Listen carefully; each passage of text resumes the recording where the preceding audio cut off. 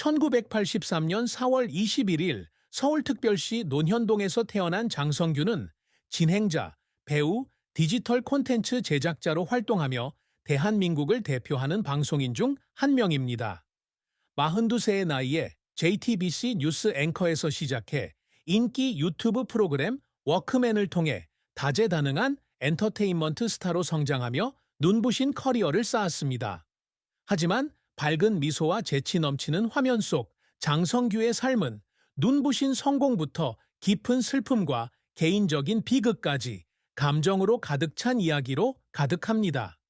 이 글은 장성규의 가장 큰 슬픔, 커리어의 부침, 끊임없는 열망, 사랑과 결혼, 그리고 비극적인 최후와 그의 아내 이유미, 여사가 전하는 그의 눈물에 이르기까지 그의 삶의 여정을 탐구합니다. 장성규의 인생에서 가장 큰 슬픔은 아마도 2024년 9월 28세의 나이로 세상을 떠난 기상캐스터 오요 안나의 직장 괴롭힘에 개입하지 않았다는 의혹과 관련된 사건이었을 것입니다. 2025년 2월에 공개된 이 사건은 그를 엄청난 대중의 비난에 몰아넣었고 유머러스하고 친근한 성격을 가진 사랑받는 캐스터로서의 그의 이미지를 흔들었습니다. 유튜브 채널에 공개된 녹음에 따르면 한 동료가 장성규에게 오요 안나에 대해 나쁜 말을 했고 이로 인해 그가 그녀를 오해하고 대면하게 되었고 이로 인해 오요 안나는 직장에서 고립과 괴롭힘 속에서 정신적 트라우마를 겪었습니다. 장성규는 나중에 그녀의 괴롭힘을 몰랐고 2024년 12월에야 그녀의 죽음을 알게 되었다고 설명했지만 많은 사람들이 그가 어려움을 겪고 있는 동료를 지원하기 위해 충분히 노력하지 않았다고 말하면서 비난은 계속되었습니다.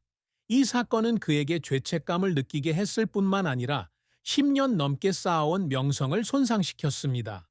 그는 소셜미디어를 통해 처음에는 오요 안나 가족의 고통에 비할 바가 아니라고 생각해 침묵을 선택했지만 이는 책임을 회피했다는 비난으로 이어졌다고 밝혔습니다. 아내와 자녀를 포함한 가족까지 악플의 표적이 되면서 그는 가족을 보호하기 위해 소셜미디어 댓글을 자제해야 했고 이로 인해 슬픔은 더욱 깊어졌습니다.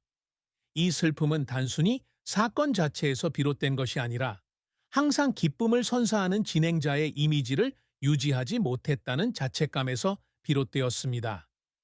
평범한 가정에서 태어나 노량진에서 공인회계사 시험을 준비하며 아르바이트를 하던 장 씨는 자신의 커리어를 꿈을 이루기 위한 고난의 여정으로 여겨왔습니다.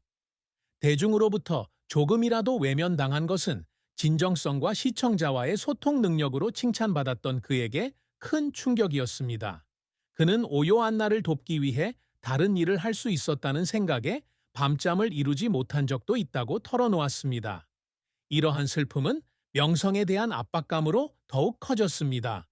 그의 모든 행동이 세간의 주목을 받고 평가받았기 때문입니다. 장하준과 장유준, 두 아들을 둔 아버지로서 그는 이 논란이 자녀들에게 영향을 미쳐 여론의 폭풍으로부터 가족을 보호할 힘이 없다고 느낄까봐 걱정했습니다. 장성규의 커리어는 변화의 감동적인 이야기이지만 동시에 도전과 눈물로 가득 차 있습니다. 그는 2012년 JTBC에서 뉴스 앵커로 경력을 시작했는데 당시 선생님의 조언에 따라 회계보다는 방송이 더 잘 맞을 것 같았습니다. 그 전에는 서울대학교에서 아르바이트를 하며 공인회계사 시험을 준비하던 평범한 학생이었습니다. 방송으로 전향한 결정은 큰 전환점이 되었고 그는 빠르게 자신의 재능을 증명했습니다. JTBC에서 뉴스 아나운서 역할을 맡았을 뿐만 아니라 신입사원과 같은 예능 프로그램에도 참여하여 재치와 뛰어난 시청자 참여 능력을 보여주었습니다. 2019년에는 JTBC를 떠나 프리랜서로 전향하여 SLL9 JTBC 스튜디오과 계약하고 유튜브 프로그램 워크맨으로 새로운 여정을 시작했습니다. 2019년 첫 방송된 이 프로그램은 누적 조회수 14억 뷰를 돌파하며 큰 인기를 얻었고 회당 평균 조회수는 400만 뷰를 넘어섰습니다. 장근석은 워크맨에서 회사원부터 청소부까지 다양한 직업을 경험하며 유머러스하면서도 예의 바른 진행을 선보이며 큰 인기를 얻었습니다. 장근석은 워크맨 외에도 힘센 여자 도봉순 2017, 펜트하우스2, 인생 역전 2021, 1달러 변호사 등 다수의 드라마와 예능에 출연했습니다. 2019년에는 반반쇼, 슈퍼히어로, 퀸덤 등의 프로그램을 진행하며 한국 최고의 다재다능한 MC로 자리매김했습니다. 그의 경력은 2022년 울진 산불 피해자들에게 3천만 원, 우크라이나 전쟁 피해자들에게 2천만 원, 그리고 2023년 터키 시리아 지진 피해자들에게 2,300만 원을 기부하는 등 주목할 만한 자선 기부로 점철되어 있습니다. 이러한 행동들은 그의 친절함을 보여줄 뿐만 아니라 사회적으로 책임감 있는 사람으로서의 그의 이미지를 확고히 합니다. 하지만 장제인의 경력이 항상 순탄했던 것은 아닙니다. 가장 큰 어려움 중 하나는 2020년 워크맨 한 편을 둘러싼 논란이었습니다. 당시 제작진은 논란이 되는 웹사이트 관련 콘텐츠를 사용했다는 의혹을 받았습니다. 직접적인 책임은 없었지만 장제인은 사과와 일부 시청자들의 비난에 직면해야 했습니다. 그는 항상 긍정적이고 의미 있는 콘텐츠를 제공하기 위해 노력해왔기에 이 사건으로 스스로에게 실망감을 느꼈다고 털어놓았습니다. 또 다른 어려움은 6년 동안 워크맨의 신선함을 유지해야 한다는 압박감이었습니다. 2025년 마지막 시즌이 방영되었을 때 그는 유사한 프로그램들과의 경쟁 속에서 끊임없이 새로운 콘텐츠를 제작하는데 지쳤다고 고백했습니다. 긴 밤샘 작업, 꾸준한 시청자를 유지해야 한다는 압박감, 그리고 시청자들을 실망시키고 싶지 않다는 마음은 그를 여러 번 울게 했습니다. 그는 워크맨 한 편 촬영 후 시청자와 제작진의 기대에 부응하지 못해서 차 안에 혼자 앉아 울기도 했다고 고백했습니다. 장성규는 이러한 어려움을 극복하기 위해 끊임없이 노력했습니다.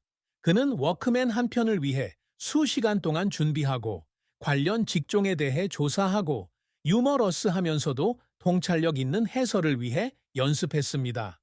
또한 유명 아티스트들과 함께 워크맨 노래에 참여하거나 대형 브랜드의 광고 모델로 활동하는 등 새로운 분야에도 도전하는 것을 주저하지 않습니다.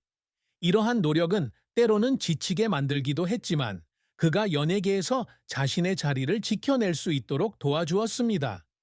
그의 눈물은 실패에서 비롯될 뿐만 아니라 자신의 일을 통해 진정한 가치를 창출하고자 하는 뜨거운 열정과 열망에서 비롯됩니다.